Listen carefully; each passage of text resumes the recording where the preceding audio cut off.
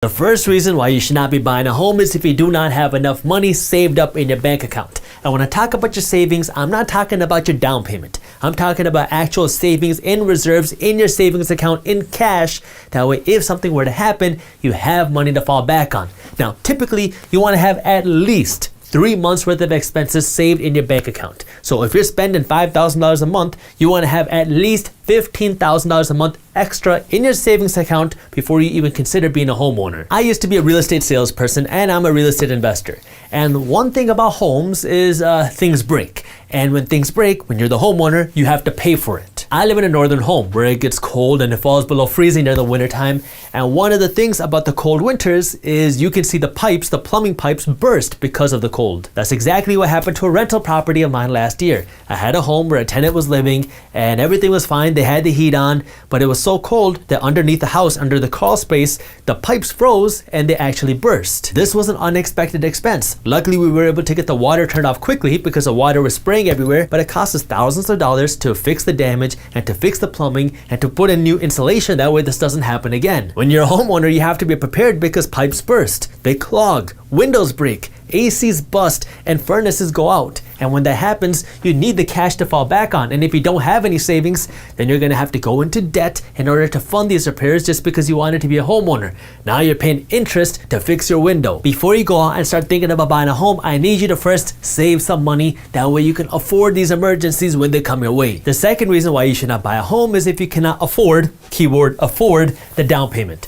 So this point is not gonna make my realtor friends or my banker friends very happy because there's a difference between being able to afford your down payment and just being able to make your down payment. If you go to a real estate agent and you tell them that you want to buy a home, they're going to try to find you the best home possible. Typically, the best home possible is also the biggest home possible, and coincidentally, the biggest home possible also gives your real estate agent the biggest check possible. So your real estate agent is in the business of trying to get you a home. Your banker's job is trying to get you finance for the home. So your banker, also like your real estate agent, does not get paid unless you actually buy the home. So your banker's going to try to do everything they can to get you a mortgage to buy a home, even if you can't necessarily afford the down payment, because the bank has a very different definition of what it means to be able to afford a down payment. Your bank's goal is to become wealthy. It's not for you to become wealthy, it's for the bank to become wealthy. And the way the banks get rich is by lending you money and having you pay interest on this money for the rest of your life. So the bank is gonna try to do whatever they can to give you a loan,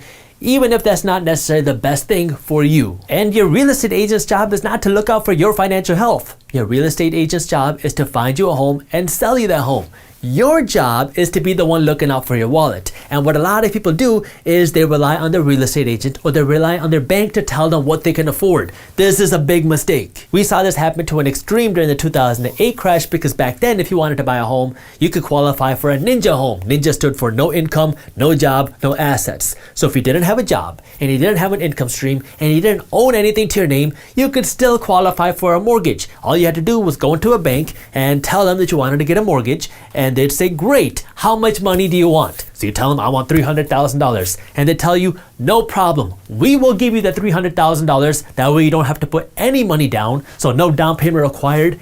And if you sign the papers today, we'll also give you a free TV. Nowadays, you can't walk into a bank and walk out with a $300,000 mortgage without showing your income or a job. However, banks are still gonna try to do whatever they can to help you get a mortgage, even if you can't necessarily afford it. If you wanna be able to afford your down payment, you need to be putting down 20% of the home's value as the down payment. Now, I know what you're thinking. 20%? Jaspreet, that's a lot of money. If I wanna buy a $300,000 home, that's $60,000. Yeah, I know, 20% is a lot of money, but if you want to be able to afford the down payment, then you got to be putting down 20%. If you don't put down 20%, then the bank is going to hit you with extra fees and higher interest rates and PMI just because you don't have enough money to afford a 20% down payment. If you're not able to put down 20%, then the bank is going to look at you like a riskier investment, because when the bank loans out money, it's an investment. And so they look at your credit score and they look at how much money you put down, and then they rate you as an investment. Are you a safe investment or a risky investment? If you're a risky investment,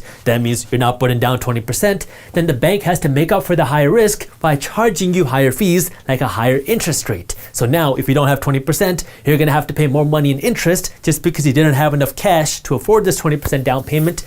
And the bank is also going to charge you something called PMI. PMI stands for private mortgage insurance. And essentially what it says is because you don't have 20% down, you don't have as much skin in the game, so you're more likely to walk away from your home.